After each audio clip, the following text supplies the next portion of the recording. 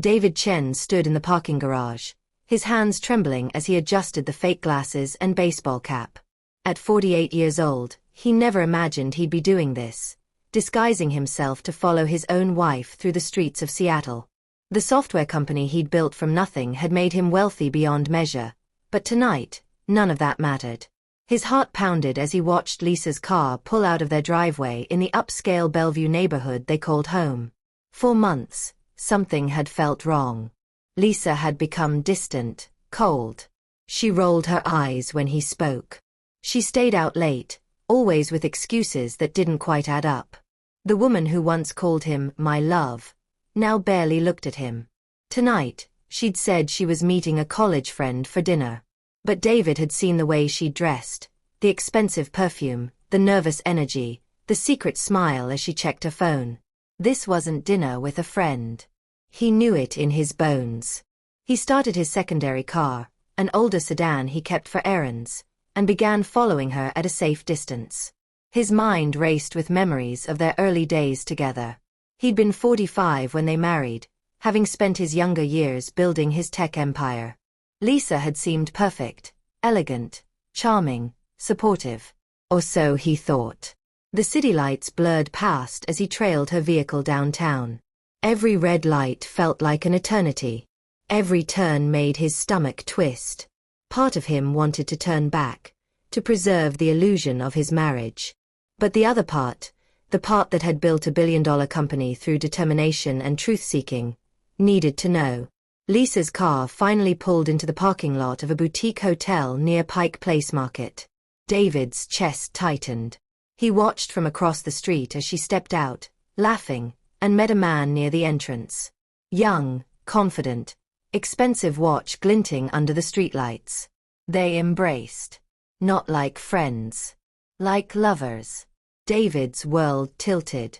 He gripped the steering wheel until his knuckles turned white. The man took Lisa's hand, and together they walked into the hotel lobby. For 10 long minutes, David sat frozen in his car. The rational part of his brain screamed at him to drive away, to call a lawyer, to handle this with dignity. But the wounded part, the husband who'd given this woman everything, needed to see with his own eyes. He pulled the cap lower over his face and stepped out into the cool Seattle evening.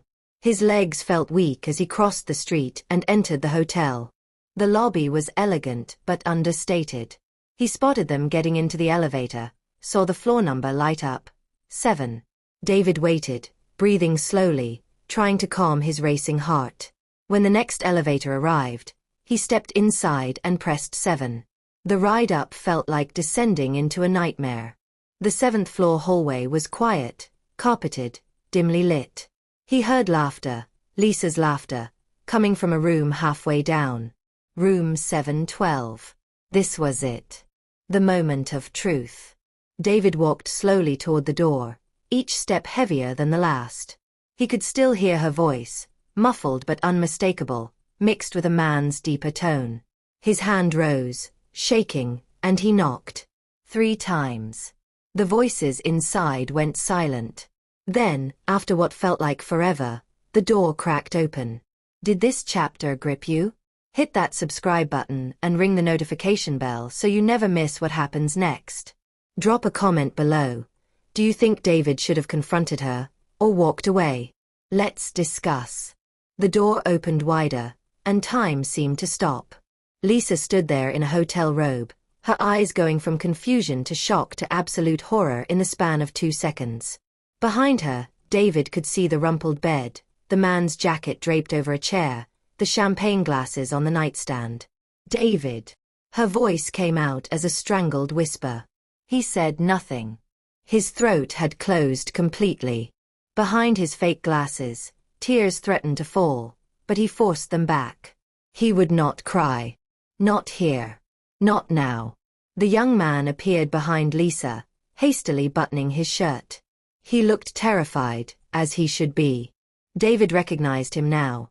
Jake Miller, a junior account executive from a marketing firm his company sometimes worked with. Barely 30 years old. Mr. Chen, Jake started. Don't. David's voice came out cold, controlled. Years of boardroom negotiations had taught him to master his emotions, even when his world was crumbling. Don't say a single word. Lisa reached for him. David, please, let me explain. Explain. He took a step back, as if her touch might burn him. Explain what, exactly? Explain how my wife is in a hotel room with a man half my age. Explain the lies? The late nights? The phone calls you hide? She started crying, mascara running down her face. I'm sorry. I'm so sorry. I didn't mean for this to happen. David looked past her, taking in the scene. The room smelled of betrayal, expensive perfume mixed with cologne, the champagne, the intimate disorder of the space. His chest felt like someone had reached in and squeezed his heart. How long? He asked quietly. Lisa's tears fell harder. David, please. How long? His voice rose, echoing off the hotel walls. 6 months, she whispered. 6 months. Half a year of lies. Half a year of coming home to a man who loved her, who trusted her, while she carried on this secret life. David felt something inside him crack. Jake, to his credit, at least looked ashamed. Mr. Chen, I know this is. You know nothing, David interrupted. Do you know what I gave up for her? The time, the trust, the life I built. Do you know how many women I turned away because I believed in this marriage? Lisa sobbed louder. David, I was lonely.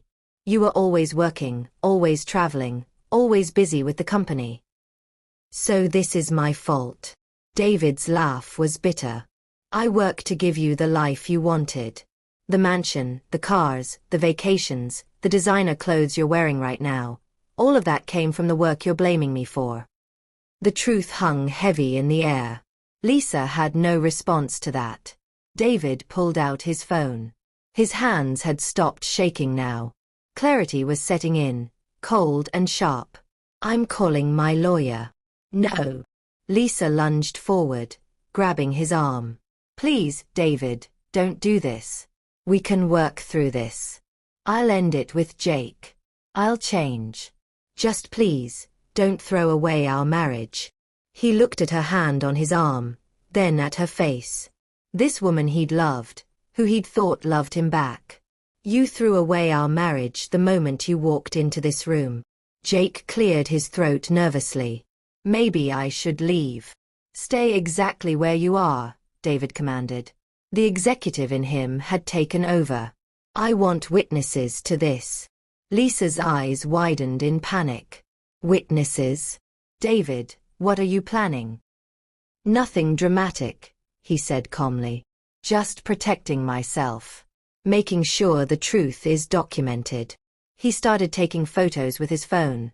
The room number, the two of them, the evidence of their affair. Lisa tried to stop him, but he held up a hand. If you touch me or my phone, I'll call the police and report assault. Is that what you want?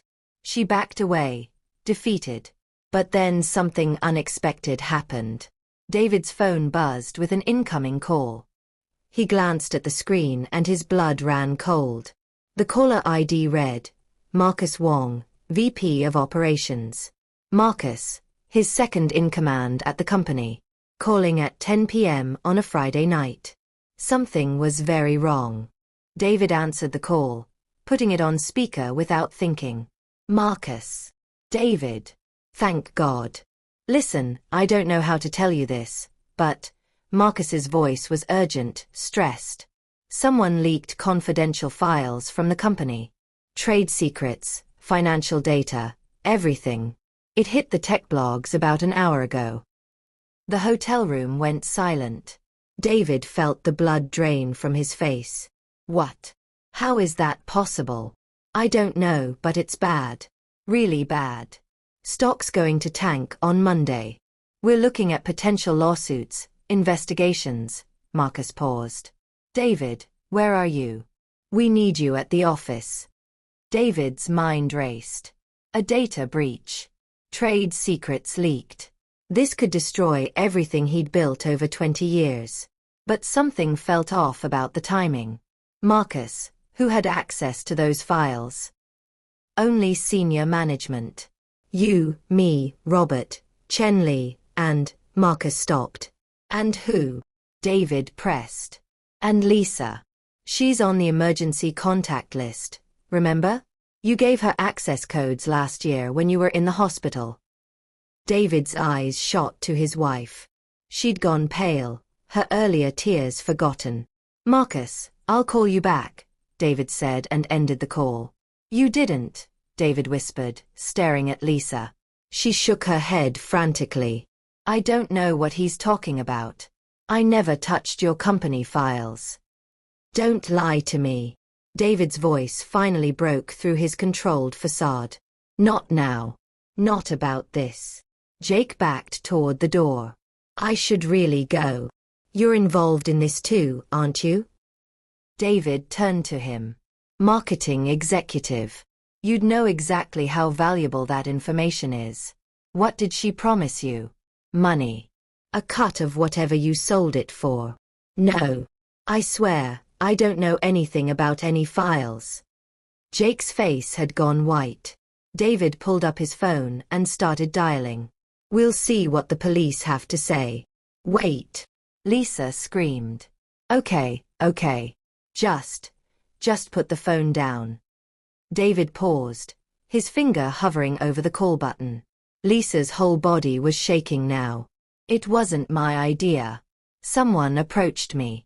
Someone who knew about Jake and me. Who? David demanded. I don't know his real name. He called himself Mr. Smith. He sent me messages, said he had proof of my affair. Said he'd tell you everything unless I helped him. David felt sick. So you committed corporate espionage? You stole from my company. He said it would just be some minor files. Nothing important. He promised you'd never even notice. Lisa was crying again, but these weren't tears of remorse. These were tears of someone caught. When? David's voice was ice. 2 weeks ago. I gave him the access codes. But David, I swear, I didn't know he'd leak everything. 2 weeks. David's mind was calculating rapidly. Right around the time you started staying out even later. Right around the time you became even more distant. Lisa nodded miserably. David looked at Jake. Did you know about this? I swear I didn't, Jake said. Lisa and I, it was just supposed to be an affair, David finished. Just betrayal on a personal level, not a business level. How noble. His phone buzzed again. Another call. This time from an unknown number. Against his better judgment, David answered. Who is this? Mr. Chen. The voice was smooth, confident, male. I think you're beginning to understand how deep this goes. David's heart stopped. Who are you? Someone who's been very close to you for a long time. Someone who's tired of watching you have everything while others have nothing.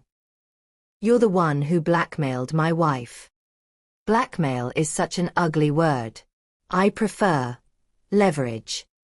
David's jaw clenched. What do you want? Right now. I want you to suffer. I want you to feel what it's like to lose everything. Your wife, your company, your reputation.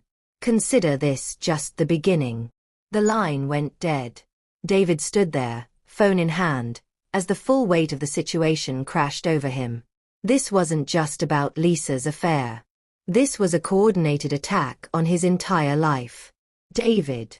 Lisa's voice was small. What's happening? He looked at her, and for the first time since entering the hotel room, he saw her clearly. Not as his wife. Not as someone he loved. But as someone who'd been weaponized against him. Get dressed, he said coldly. Both of you. We're going to the police station. The police. Jake's voice cracked. But I didn't do anything. You're sleeping with a married woman who committed corporate espionage. You're a witness at minimum, an accomplice at worst. David walked to the window and looked out at the Seattle skyline. His company's headquarters was visible in the distance, lit up against the night sky. Somewhere in that building, his life's work was being destroyed. But he wasn't defeated yet. Not by a long shot. He'd built an empire from nothing once before. He'd do it again if he had to. But first, he needed to find out who was behind this. And then he'd make them pay. Before they could leave the hotel room, there was a soft knock on the door. David froze. Lisa gasped. Jake looked like he might faint. David, are you in there? A woman's voice, familiar but unexpected. David opened the door to find Emily, Lisa's younger sister, standing in the hallway with tears streaming down her face. Emily. David was confused. What are you doing here? Emily looked past him to Lisa, and her expression hardened. I came to stop this before it got worse. I'm too late, aren't I? Lisa's face went white. Emily, what are you talking about? Emily pushed past David into the room, her small frame shaking with emotion. I'm talking about the fact that I've known about your affair for 3 months. I'm talking about how I begged you to stop, to be honest with David, to save your marriage. David felt another piece of his heartbreak. You knew. Emily turned to him, guilt written across her face. I'm so sorry. I thought if I could convince her to end it quietly, you'd never have to know. I thought I was protecting you. Protecting me? David's voice was hollow. By lying to me? I wasn't lying. You were keeping the truth from me. That's the same thing. David sat heavily on the edge of the hotel bed, his head in his hands. Is there anyone in my life who hasn't betrayed me? Emily knelt in front of him. David, please listen. There's more you need to know. Lisa isn't the only one involved in this. Lisa lunged forward. Emily, shut up. But Emily stood her ground. No. I'm done protecting you. David deserves the truth. David looked up. What truth? Emily took a deep breath. About 2 months ago, Lisa introduced me to someone. A man named Marcus Wong. The room went silent. My Marcus. David's voice was barely a whisper. My VP of operations? Emily nodded. He told Lisa he could help her with her situation. He said he knew people who could make problems disappear. At first, I thought he was just being helpful. But then I overheard them talking about your company. About files. About access codes. David stood slowly. Marcus set this whole thing up. I think so, Emily said. He seemed to know about Jake before Lisa even told him. He knew about the hotel meetings. He knew everything. The pieces were falling into place in David's mind. Marcus Wong had been with the company for 5 years. David had promoted him rapidly, impressed by his intelligence and business acumen. He'd trusted him with everything. And Marcus had used that trust to orchestrate David's downfall. He planned all of it, David said, his voice growing stronger. He found out about Lisa's affair, probably had her followed. Then he used it as leverage to get the company files. And now he's leaked them to destroy me. But why? Jake asked. Why would he do that? Because he wants the company, David said simply. With me disgraced, with the board losing confidence, with the stock tanking, he can swoop in as the savior. He probably already has investors lined up, ready to buy my shares at a discount. Lisa was crying again. I'm so sorry. I didn't know. He said he was just helping. You didn't want to know, David cut her off. You were too busy with your affair to question anything. Emily touched David's arm gently. There's one more thing. Marcus told me something when he thought I was on his side. He said tomorrow morning, every major tech news outlet would run stories about you. Personal stories. Embarrassing stories. About the affair, David concluded. About everything. Your first marriage, business deals that went wrong, employees you fired, all taken out of context and spun to make you look like a monster. David's phone buzzed. Text messages started flooding in. Screenshots from gossip sites.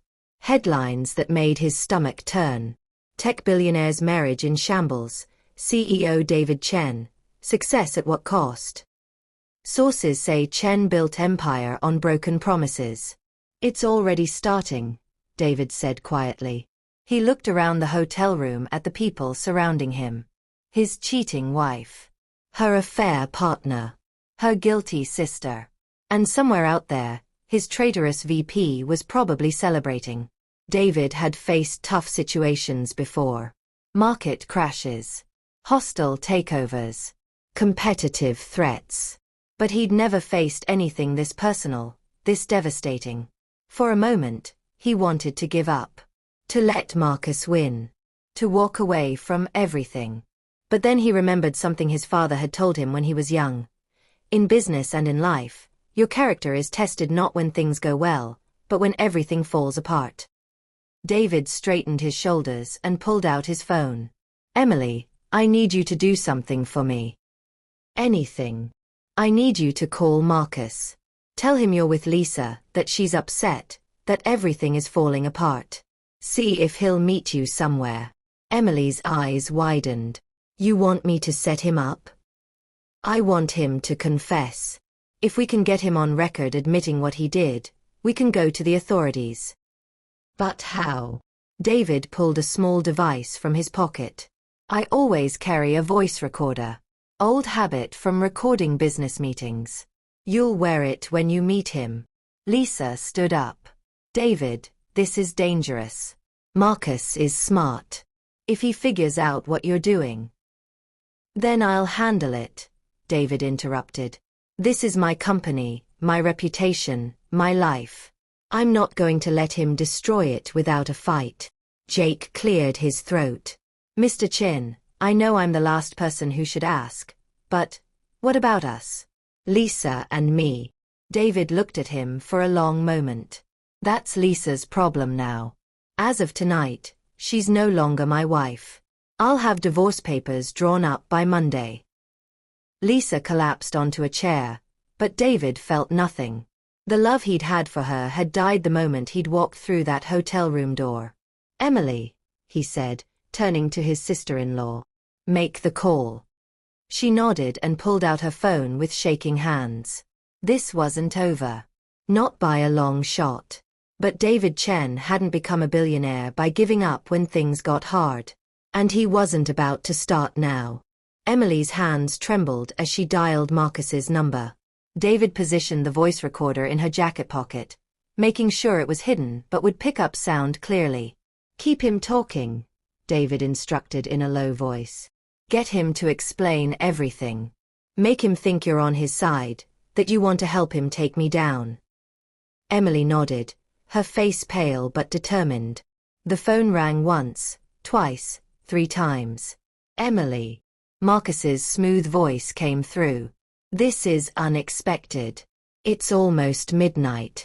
Marcus, I need to talk to you. It's about David and Lisa. Emily's voice wavered perfectly, genuine fear mixed with controlled performance. What about them? David knows. He found her at the hotel. Everything is falling apart. Emily paused, letting the words sink in. Your plan is working, but I'm scared. What if he finds out I knew? There was silence on the other end. David could almost hear Marcus's mind working, calculating. Where are you now? Marcus finally asked. Still at the hotel. Lisa is a mess. Jake ran off.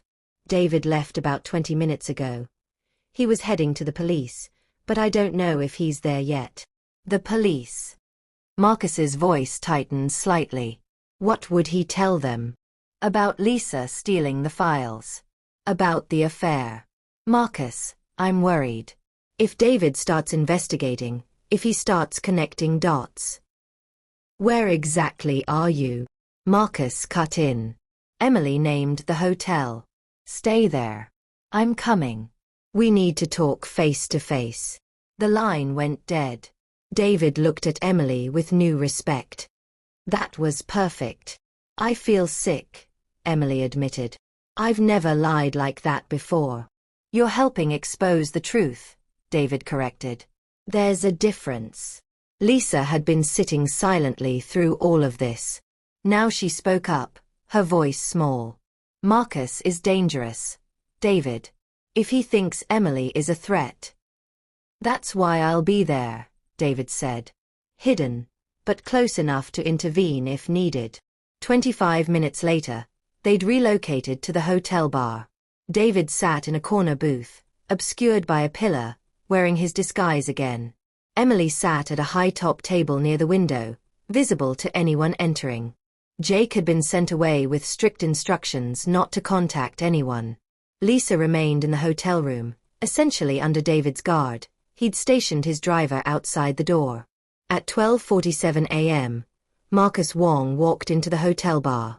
David's breath caught. Even now, seeing Marcus in person, it was hard to believe. The man looked the same as always. Tailored suit, confident stride, the smile that had charmed investors and employees alike. Marcus spotted Emily and walked over. David couldn't hear their initial greeting, but he watched as Marcus sat down, ordered a drink, and leaned in close. David's phone was connected to the recorder via Bluetooth. He pulled out earbuds and listened. Foolish of David to involve the police, Marcus was saying. Corporate espionage is hard to prove, especially when he gave his wife the access codes voluntarily. But he knows about the files, Emily said. He knows they were leaked. Knowing and proving are different things, Marcus replied smoothly. By Monday morning, David's reputation will be destroyed. The board will demand his resignation. The company will need new leadership. He paused. I've already spoken with key investors. They're ready to support me. You've been planning this for a long time, Emily said, not quite a question. Marcus smiled. 2 years. That's how long it took to position everything perfectly. Finding out about Lisa's discontent with the marriage was a gift. Her affair with Jake gave me the leverage I needed. Did you introduce them? Emily asked carefully. Let's just say I made sure they met at a company mixer. Nature took its course from there. Marcus sipped his drink. David's mistake was thinking loyalty was enough. He gave me responsibility but not ownership. He made me powerful but not rich. I built this plan one piece at a time, and he never saw it coming. David's jaw clenched as he listened. 2 years. Marcus had been betraying him for 2 years. Emily pressed on. What about the media stories? The ones coming out tomorrow? All arranged. I have contacts at every major tech publication. By noon, David Chen will be a cautionary tale, the workaholic billionaire who built an empire but couldn't keep his own wife happy. Marcus leaned back. The narrative practically writes itself. And what happens to Lisa? Lisa served her purpose. Let David divorce her. Let her fade into obscurity with her mediocre affair partner. Marcus's voice held contempt. She was always just a tool. Emily's voice hardened slightly. And me? Am I just a tool too? Marcus looked at her more carefully. That depends. Are you with me or against me? I'm with whoever comes out on top, Emily said, her voice steady. But I need to know I'm protected. If David starts investigating deeper. David won't have time to investigate anything, Marcus interrupted. By Monday afternoon, he'll be too busy trying to save himself. And by the end of the week, I'll be CEO. He reached across the table and took Emily's hand. Stick with me, and you'll be rewarded. I take care of people who are loyal. The way you took care of David? Emily asked quietly. Marcus's eyes narrowed. What's that supposed to mean? Nothing. Emily pulled her hand back. I just want to make sure I'm making the right choice. You are. Marcus stood up. I should go. Media interviews start at 8 a.m. I need to look sympathetic but concerned for the company. The reluctant hero stepping up in a crisis. He smiled. It's going to be quite a performance. Marcus, wait, Emily said. One more thing. How did you get past the company's security? Those files were encrypted. Marcus paused, then laughed. David's birthday. He used his birthday as the encryption password. For a brilliant businessman, he can be remarkably sentimental. He checked his watch. I really do need to go. We'll talk more after the weekend, once everything settles. He left the bar without looking back. David sat in his booth, the recording device still running, capturing every word. He had it all now. The confession. The timeline. The motive. Everything. Emily walked over to his booth, her face flushed. Did you get it? Every word, David said quietly. He was angry, furious, even, but underneath the anger was something else. Determination. His phone rang. It was Robert Chen, his longtime friend and the company's CFO. David, I've been calling for an hour. Where are you? Robert, I need you to do something for me. Contact the board members. Emergency meeting tomorrow morning, 7 a.m. Tell them I have evidence of corporate sabotage. Evidence. David, what's going on? Marcus is trying to take over the company. I have proof. But I need to move fast. He's planning to go public with his smear campaign by noon. Marcus. Are you sure? I have him on tape confessing to everything. There was a pause. I'll make the calls. 7 a.m. sharp. David hung up and looked at Emily. Thank you. You saved my company tonight. Emily smiled weakly. I couldn't let him destroy you. Lisa may have betrayed you, but you've always been kind to me. She hesitated. What happens now? Now. David stood up, removing his disguise. Now I go to war. 7 a.m. came too quickly. David had spent the entire night preparing, gathering documents, reviewing the recording, building his case. He'd changed into a fresh suit, armor for the battle ahead. The boardroom at Chen Technologies occupied the top floor of their downtown Seattle headquarters. Floor-to-ceiling windows offered a panoramic view of Elliott Bay. But this morning, no one was admiring the scenery. 8 board members sat around the polished table, their faces ranging from concerned to confused. Robert Chen stood by the door. And at the far end, looking confident and composed, sat Marcus Wong. Thank you all for coming on such short notice, David began, standing at the head of the table. I know it's Sunday morning, and I appreciate you interrupting your weekend. David, what's this about? Patricia Liu, the board chair, asked. Robert said it was urgent, but he wouldn't explain. David looked directly at Marcus. It's about corporate espionage, fraud, and attempted takeover. The room went silent. Marcus leaned back in his chair, his expression carefully neutral.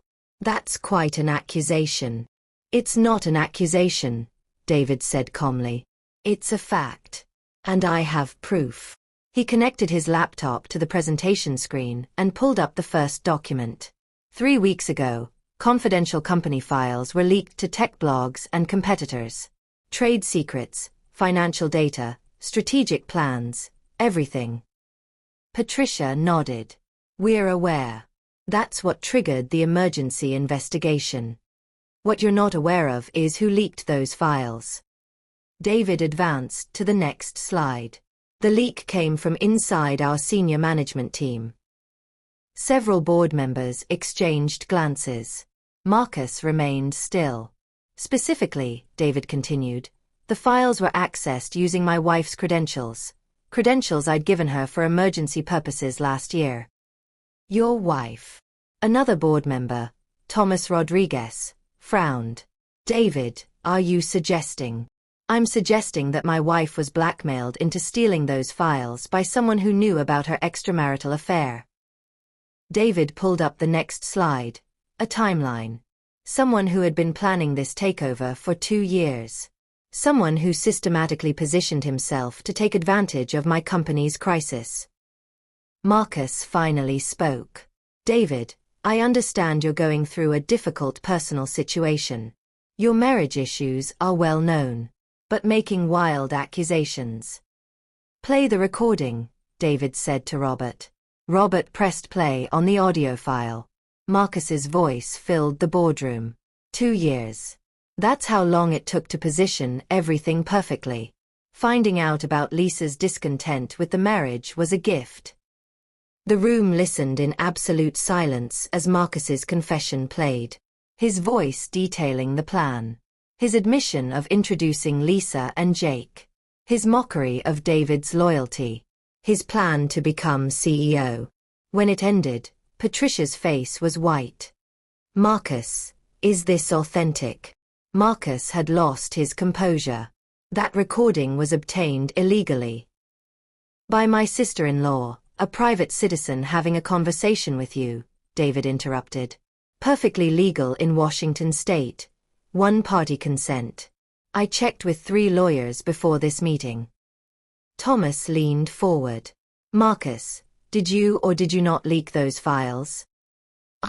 This is taken out of context. Context. Patricia's voice was sharp. You confessed to a 2-year plan to take over this company through blackmail and corporate espionage. What context could possibly explain that? Marcus stood abruptly. This is a setup. David is trying to discredit me because he knows I'm more capable of running this company. Sit down, Patricia commanded. Marcus didn't sit. David advanced to the next slide. Here's the access log showing when the files were downloaded. Here's the IP address it came from. Another slide. And here's Marcus's home address, which matches that IP. You hacked my personal computer? Marcus's voice rose. No. Our IT security team traced the leak as part of the investigation. They found your digital footprints all over it. David pulled up more evidence. You were careless, Marcus. You got so confident in your plan that you didn't cover your tracks well enough. Robert spoke up for the first time. I've been reviewing our security logs all night. Marcus accessed files he had no business viewing. Client contracts, merger discussions, R&D projects outside his department. All within the past 6 months. Patricia looked at Marcus with disgust. You're fired. Effective immediately. You can't do that. I absolutely can. And we're pressing charges. Corporate espionage carries serious criminal penalties. 2 security guards entered the boardroom. David had called them up during the recording playback. Escort Mr. Wong from the building, Patricia instructed.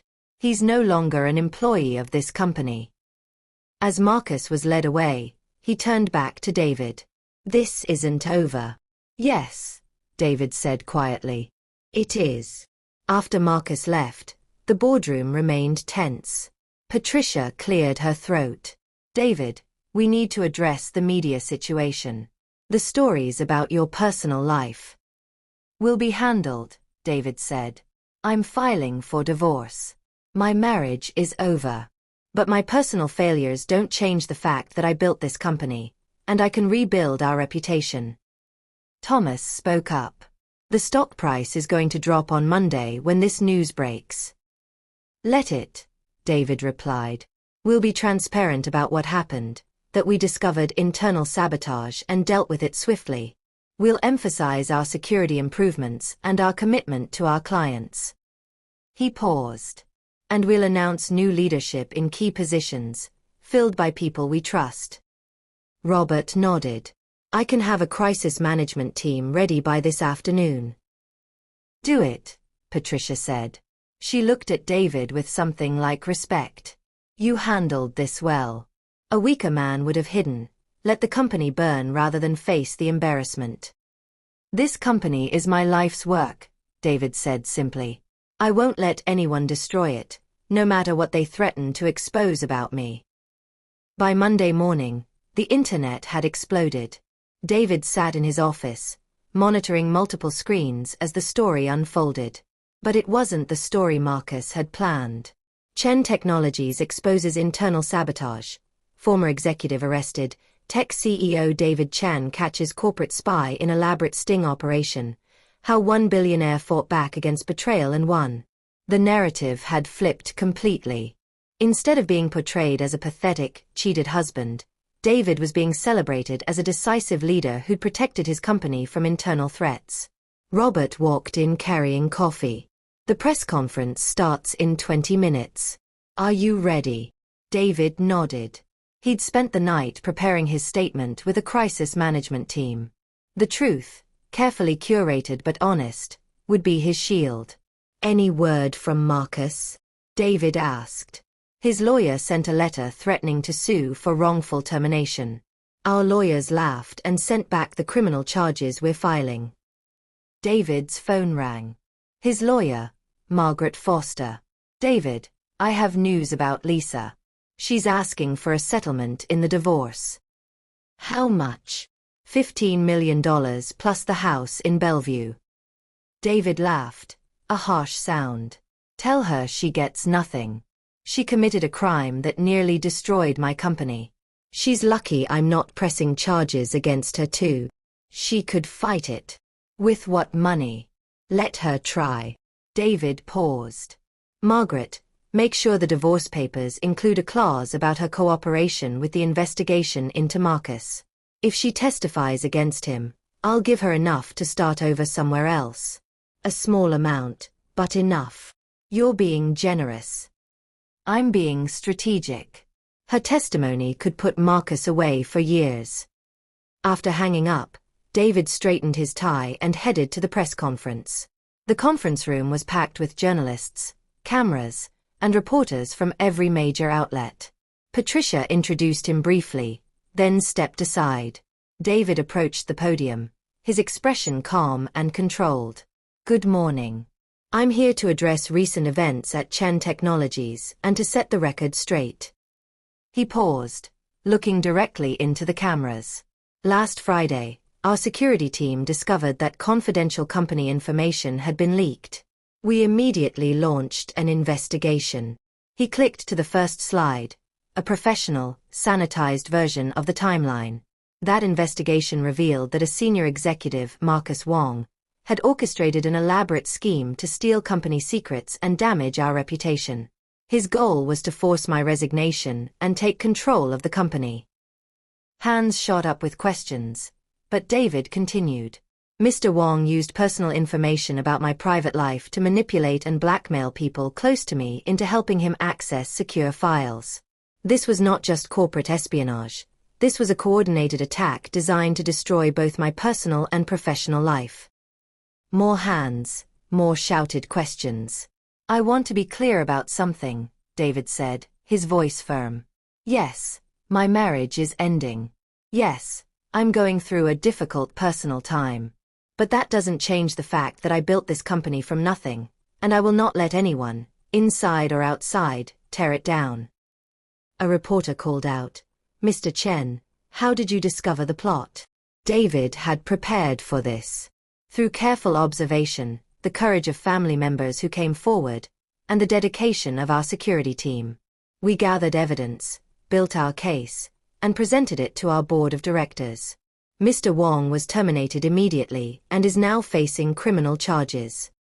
What about your wife's involvement? My wife was manipulated and blackmailed. She made terrible choices, and our marriage is over because of it.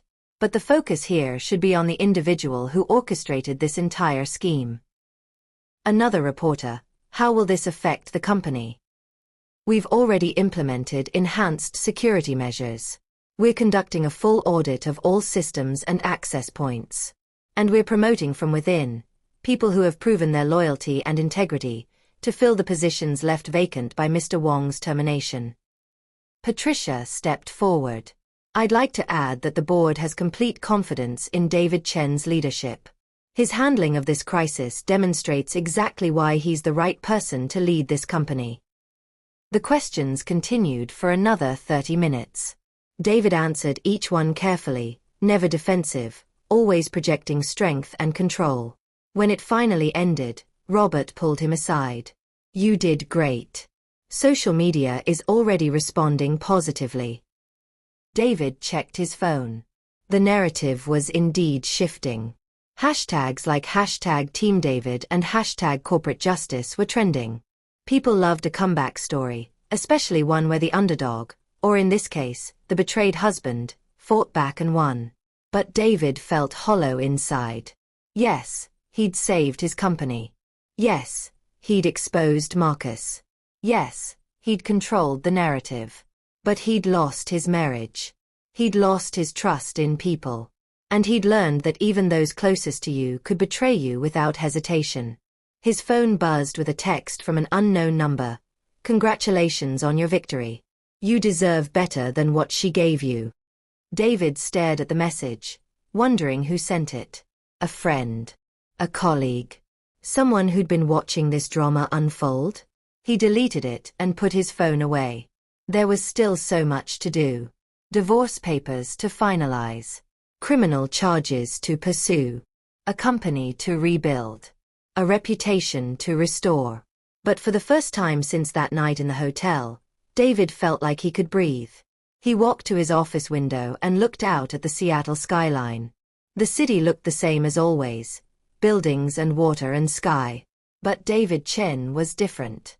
He'd been tested, betrayed, broken. And he'd survived. 3 months later, Marcus Wong's trial began. David sat in the courtroom, wearing a dark suit, his expression neutral. Beside him sat Margaret Foster and a team of lawyers. Across the aisle, Marcus sat with his defense team, looking thinner and more haggard than David remembered. The charges were serious: corporate espionage, conspiracy to commit fraud, blackmail, and unauthorized access to computer systems. If convicted on all counts, Marcus faced up to 15 years in prison. The prosecution called their first witness, Emily. David watched as his former sister-in-law took the stand.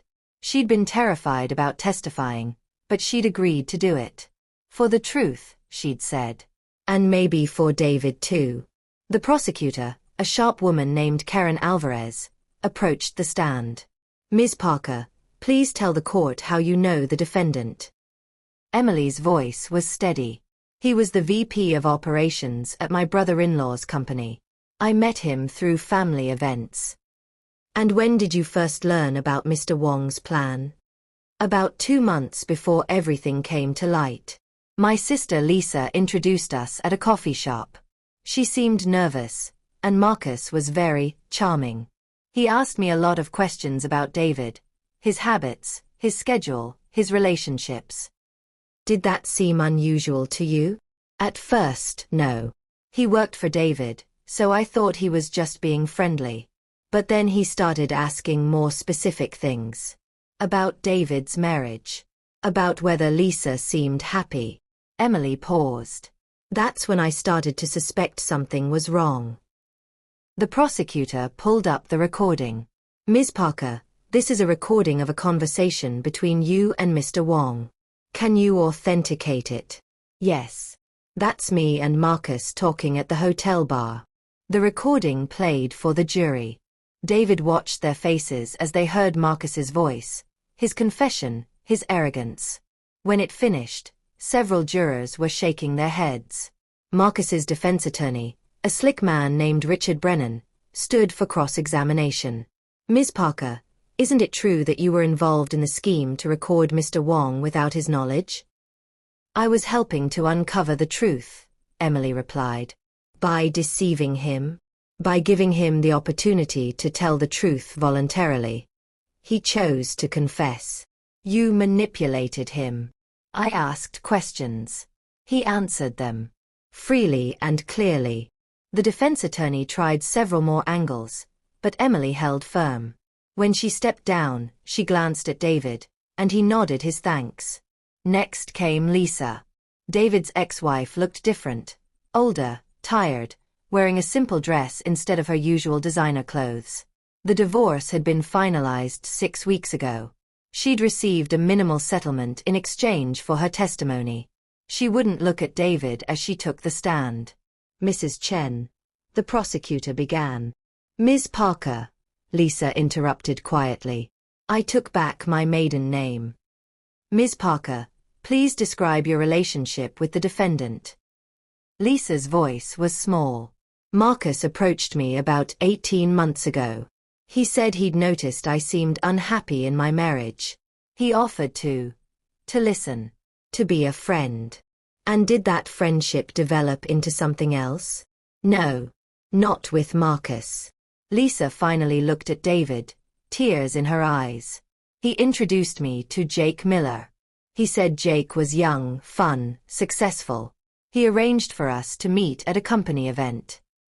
Did you begin an affair with Mr. Miller? Yes. Lisa's voice broke. I was lonely. David was always working. Marcus made it seem like I deserved better. Did Mr. Wong ever discuss your husband's company with you? All the time. He'd ask about David's passwords, his security systems, his schedule. At first, I didn't think anything of it. But then he started asking for specific things. The prosecutor pulled up email records. Ms. Parker, did you send these access codes to Mr. Wong? Lisa looked at the screen and closed her eyes. Yes. Why? He said if I didn't, he'd tell David about Jake. He'd ruin my life. So I gave him what he wanted. She was crying now. I didn't know he was going to leak everything. He said he just needed to check some files for a project. Did you believe that? Lisa was silent for a long moment. No. I knew something was wrong. But I was too scared to stop it. The defense attorney's cross-examination was brutal. Ms. Parker, isn't it true that you were an active participant in this scheme? I was being blackmailed. You committed adultery, then committed corporate espionage to cover it up. That's not a victim, that's a criminal. I know what I did was wrong. You destroyed your marriage, betrayed your husband's trust, and helped steal millions of dollars worth of trade secrets. And now you're here trying to save yourself by blaming my client. Margaret stood. Objection. Argumentative. Sustained, the judge said. But the damage was done. The jury now saw Lisa as an accomplice, not just a victim. When Lisa stepped down, she tried to catch David's eye, but he looked away. The trial continued for 2 weeks. Witnesses testified. Evidence was presented. The prosecution built an airtight case. Finally, it was time for closing arguments. Karen Alvarez stood before the jury, her voice clear and strong. Ladies and gentlemen, this case is about betrayal at the highest level. Marcus Wong wasn't just an employee.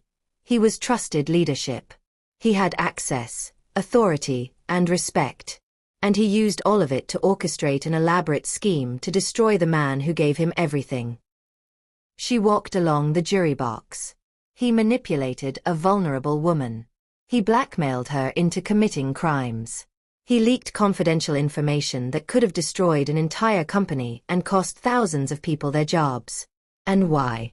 Because he wanted power. Because he thought he deserved to be CEO. Karen paused. The evidence is overwhelming. The recordings, the emails, the access logs, all of it points to one person, Marcus Wong. The defense will try to tell you this is about a jealous husband trying to destroy an innocent man. But the facts tell a different story. She pointed at Marcus. This is about a calculating criminal who almost succeeded in stealing a billion-dollar company. Don't let him get away with it. The defense's closing was predictable, attacking Lisa's credibility, questioning the recording's legality, suggesting David had orchestrated a witch hunt. But the jury wasn't buying it. After 2 days of deliberation, they returned with their verdict. On the count of corporate espionage, we find the defendant guilty. Marcus's face went white. On the count of conspiracy to commit fraud, we find the defendant guilty. On the count of blackmail, we find the defendant guilty. On the count of unauthorized access to computer systems, we find the defendant guilty. Guilty on all counts. Marcus slumped in his chair as the judge set sentencing for the following month. David stood and walked out of the courtroom, not looking back. Outside, reporters swarmed him. Mr. Chin, How do you feel about the verdict? Justice has been served, David said simply. I hope this sends a message that corporate betrayal has real consequences. What about your ex-wife? She made her choices. She has to live with them. What's next for you? David smiled, a real smile this time. Building the future. 6 months after the trial, David sat in his office reviewing quarterly reports. The company had recovered, stock prices were up, new contracts were signed, and employee morale had improved dramatically. But more importantly, David had changed. He'd promoted several loyal employees to senior positions. He'd implemented better security systems. And he'd started delegating more, trusting his team, working fewer 80-hour weeks. Robert knocked and entered. David, there's someone here to see you. Says it's personal, not business. David frowned. Who? A woman named Grace Martinez. She says she met you at the tech conference in San Francisco last month. David remembered. Grace was a software engineer who'd attended his panel on cybersecurity. They talked briefly afterward about encryption methods and data protection. She'd been intelligent, thoughtful, and refreshingly uninterested in his money. Send her in. Grace walked in carrying a laptop bag and wearing jeans and a casual blazer. Her dark hair was pulled back in a ponytail, and she wore minimal makeup. She was nothing like Lisa. No designer clothes, no calculated appearance, just natural confidence. Mr. Chen, I hope I'm not intruding, she said. Please, call me David. And you're not intruding. What brings you to Seattle? Actually, I moved here. I got a job at Microsoft. She smiled. But I also wanted to thank you in person. Thank me. For what? Grace set down her bag. Your story inspired me. When the news broke about what happened with your company, I was in a similar situation. Not as dramatic, but my manager was taking credit for my work, undermining me, trying to push me out. David gestured for her to sit. What did you do? I documented everything. Just like you did. Then I went to HR with evidence. They investigated, and my manager was fired. She paused. I never would have had the courage to do that if I hadn't seen how you fought back. David felt something warm in his chest. I'm glad my disaster could help someone. Grace laughed. Well, it wasn't just that. I also appreciate your new security protocols. You published them online as open source, right? I've been studying them for my new position. They talked for an hour about technology, security, work-life balance. Grace had no ulterior motives, no hidden agenda. She was just a person who appreciated good conversation. As she stood to leave, David surprised himself. Grace, would you like to have dinner sometime? Not business. Just dinner. She smiled. I'd like that. But David, I should warn you. I'm terrible at small talk. I don't care about expensive restaurants, and I'll probably talk about code all night. That sounds perfect, David said honestly. After she left, Robert poked his head back in. New friend. Maybe, David said. Maybe more than a friend someday. But I'm taking it slow this time. Good plan. David's phone buzzed. A text from Emily. Lisa asked me to tell you she's moving to Portland. She wanted you to know she's sorry. Really sorry. David stared at the message for a long moment, then typed back, I hope she finds peace. He meant it. The anger had faded. The betrayal still hurt, but it no longer consumed him. Lisa had made her choices, and she was living with the consequences. David had his own life to live. That evening, David did something he hadn't done in years. He left work at 5 p.m. He drove to a park overlooking Puget Sound and sat on a bench, watching the sunset paint the sky orange and pink. Sailboats drifted across the water. Families walked along the path. Life continued, simple and beautiful. His phone rang. Patricia from the board. David, I have news. We've been approached by a major investor who wants to discuss a partnership.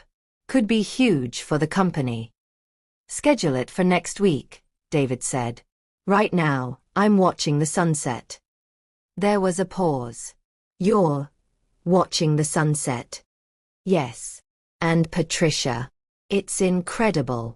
She laughed. Good for you, David. See you Monday. He hung up and breathed in the salt air.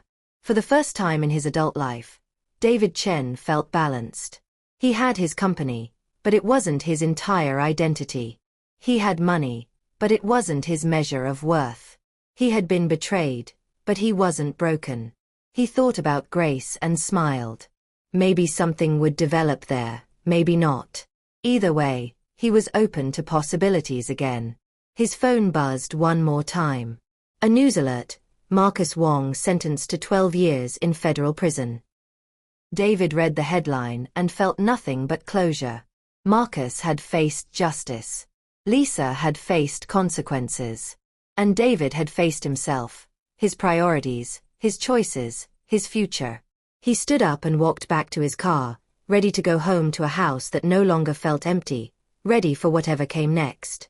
2 years later, David stood in the same boardroom where he'd exposed Marcus. But the atmosphere couldn't have been more different. Ladies and gentlemen, he said to the assembled board members, I'm announcing my retirement as CEO of Chen Technologies. The room erupted in surprised voices. Patricia raised her hand. David, you're only 50. Why now? David smiled. Because I've spent 25 years building this company, and it's time for new leadership. I'll remain as chairman of the board, but the day-to-day operations need someone with fresh energy and vision. He clicked to the next slide, revealing a photo of Jennifer Liu, their chief technology officer. I'm recommending Jennifer as my replacement. She's brilliant, innovative, and has earned this opportunity through years of dedication and results. The board voted unanimously in favor. After the meeting, David walked through the office one last time as CEO. Employees congratulated him, thanked him, some even hugged him. He'd built more than a company, he'd built a community. Outside, Grace waited in her car. They'd been dating for 18 months now, taking things slowly, building a relationship based on trust and genuine connection. She still wore jeans and talked about code, and David loved every minute of it. How did it go? She asked as he got in. It's done. I'm officially stepping back. Grace squeezed his hand. How do you feel? Free, David said honestly. For the first time in decades, I feel free. They drove to David's house, no longer the massive mansion he'd shared with Lisa, but a comfortable home on Mercer Island with a view of the lake. He'd downsized, simplified, focused on what mattered. Inside, Emily was setting up for dinner. After everything that happened, David had grown closer to his former sister-in-law. She'd shown more loyalty than most family members, and he'd helped her start her own business as a result. Uncle David. A child's voice called out. David smiled as Emily's 5-year-old daughter Sophia ran to him. He'd become an honorary uncle, and he cherished the role. Did you bring it? Sophia asked excitedly. David pulled out a small robot kit. One coding toy, as promised. As Sophia squealed with delight, Grace laughed. You're going to turn her into an engineer. Better that than a corporate saboteur, David joked, and everyone laughed. They'd all learned to find humor in the darkness of the past. Over dinner, the conversation flowed easily. Emily talked about her new consulting business. Grace discussed a project she was excited about at Microsoft. Sophia demonstrated her latest artwork. David sat back and watched, feeling a contentment he'd never experienced during his first marriage. This was real. This was genuine. This was what life was supposed to be. Later that evening, after everyone left, David and Grace sat on his deck watching the stars. I've been thinking, Grace said quietly. About us. About the future. She turned to him. David, I know you've been hurt. I know you're cautious. But I need you to know something. David's heart rate increased. I'm not Lisa. I'm not interested in your money or your status or your connections. I'm interested in you, the man who watches sunsets, who codes for fun, who plays with 5-year-olds, who rebuilt his life after it fell apart. She took his hand. I'm interested in building something real with you. David felt tears prick his eyes. I know you're not Lisa. That's why I love you. Grace's eyes widened.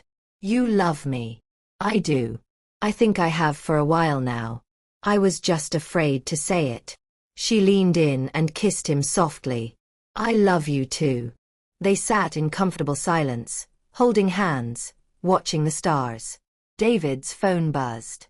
A news alert. Former tech executive Marcus Wong released to halfway house after serving minimum sentence. David read it and felt nothing. No anger, no fear, no residual pain. Marcus had paid his debt to society. What he did with the rest of his life was no longer David's concern. Something important? Grace asked. No, David said, putting the phone away. Nothing important at all. The next morning, David woke early and went for a run along the lake. The sun was rising, painting the water gold. Other runners passed by, offering friendly nods. This was his life now. Simple, peaceful, authentic. He thought about the man he'd been 3 years ago. Driven, obsessed, neglectful of everything except work. That David had been successful but empty. He'd had a wife but not a partner. He'd had a company but not a life. The betrayal had broken him. But breaking had allowed him to rebuild himself better, stronger, wiser. Back home, Grace was making coffee in his kitchen, wearing one of his old t-shirts. She looked up and smiled. Good run. The best, David said. His phone rang. Jennifer Liu, his successor as CEO. David, sorry to call so early. We have an opportunity for a major expansion in Singapore, but I wanted your advice before presenting it to the board. David smiled. Jennifer, you're the CEO now. Trust your instincts. You don't need my approval anymore. But you've got this. Make the decision you think is right. After hanging up, Grace raised her eyebrows. That must be hard. Letting go. It's liberating, David corrected. I spent so many years trying to control everything. My company, my marriage, my reputation. And I almost lost it all because I couldn't trust anyone else. He poured himself coffee and sat beside her. The truth is, betrayal taught me something valuable. You can't control other people's choices. You can only control your response. Lisa chose to cheat. Marcus chose to sabotage. But I chose to fight back, to expose the truth, to rebuild. Grace nodded thoughtfully. And now I'm choosing to trust again. To love again. To live again. He took her hand. With you if you'll have me. Always, Grace said simply. 6 months later, they were married in a small ceremony on the lake. No media. No spectacle. Just close friends, family, and genuine love. Emily was there with Sophia. Robert from the company attended. Jennifer came. And Grace's family, who embraced David as one of their own. As David said his vows, he looked into Grace's eyes and saw his future. Not perfect, but real. Not glamorous, but honest. Not built on money or status, but on respect and partnership. I promise to trust you, he said. To communicate with you. To build a life with you based on truth and love. Grace smiled through happy tears. I promise to be your partner, not your trophy. To challenge you, support you, and love you for who you are, not what you have. They kissed as husband and wife, and the small crowd applauded. Later, at the reception, David stood to give a toast. 3 years ago, my life fell apart. I was betrayed by people I trusted. I lost my marriage, nearly lost my company, and questioned everything I believed about human nature. The room grew quiet. But from that darkness came light. I learned who my real friends were. I learned what truly matters. And I learned that second chances exist if you're brave enough to take them. He raised his glass to grace, to new beginnings, to honest love, and to the courage to trust again. To new beginnings, everyone echoed. As the evening continued, David found himself standing by the water, looking out at the lake. Emily joined him. "You look happy," she said. "I am," David replied. "Really, genuinely happy." "Lisa asked about you last week," Emily said quietly. "She's remarried. Has a child. She wanted me to tell you she's finally found peace." David nodded. "I'm glad. Everyone deserves peace. Even after what she did. Especially after what she did. Holding on to anger would only poison my happiness." He smiled at Emily. "Thank you, by the way. For everything. You saved me that night in the hotel." "You saved yourself," Emily corrected. "I just helped you see the truth." Grace appeared, laughing at something someone had said. She caught David's eye and waved him over. "Go," Emily said. "Your wife needs you." Your wife. The words sounded different this time. Better. Right. David walked over to Grace, put his arm around her waist, and pulled her close. "Happy?" she asked. "More than I ever thought possible," he said honestly. And he was. The boy from nothing who became a billionaire. The husband who was betrayed. The CEO who was sabotaged. The man who lost everything. And the man who rebuilt himself into something better. David Chen had learned the hardest way possible that success isn't measured in money or status. It's measured in authenticity, in love, in the courage to start over when everything falls apart. As the sun set over the lake, painting the sky in brilliant colors, David held his new wife close and smiled. He'd found something far more valuable than wealth. He'd found himself. The end. If this story moved you, give us a like and subscribe to our channel for more incredible stories of resilience and redemption. Comment below. What was your favorite moment in David's journey? Share this video with someone who needs to hear this message. Second chances are real, and it's never too late to start over. Thanks for watching, and remember, betrayal can break you or make you stronger. The choice is always yours. See you in the next story.